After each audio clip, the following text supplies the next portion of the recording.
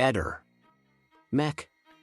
Pallister. Solo l'esame autoptico potrà probabilmente accertare le cause della morte di Zanna Russo, la donna ucraina di 45 anni sfuggita alla guerra insieme con 2 figli, il cui corpo è stato trovato ieri pomeriggio nel sottotetto di uno stabile, in centro a Trieste. I carabinieri, che indagano sul caso, infatti, secondo quanto si apprende, al momento non escluderebbero alcuna ipotesi.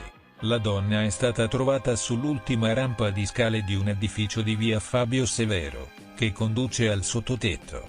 3 rampe più in alto rispetto al 6° piano dove viveva, in un appartamento che le era stato assegnato dall'X Consorzio Italiano di Solidarietà, che si occupa di assistenza agli immigrati. L'esame autoptico è stato deciso dal PM titolare delle indagini, Pietro Montrone, giunto in tarda serata sul posto, e potrebbe essere eseguito già domani, o comunque al più presto.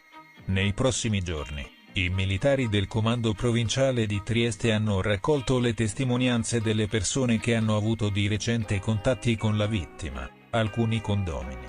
Chi l'ha incontrata per l'ultima volta, e stanno visionando i filmati delle telecamere della zona per ricostruire un contesto della situazione. La vittima al momento del ritrovamento indossava soltanto biancheria intima. Una vestaglia è stata trovata poco lontano, così come la borsetta, che era aperta, con oggetti sparsi alla rinfusa ed altri oggetti che sarebbero scomparsi. La donna era in cura e avrebbe avuto venerdì scorso un appuntamento con uno psicologo, al quale però non si è mai presentata. Di lei si erano perse le tracce da poco più di una giornata. Giunta in Italia, aveva usufruito inizialmente di un programma di protezione e affidata alla Fondazione Lucchetta, poi all'X. Ehi, non dimenticare di iscriverti a questo canale.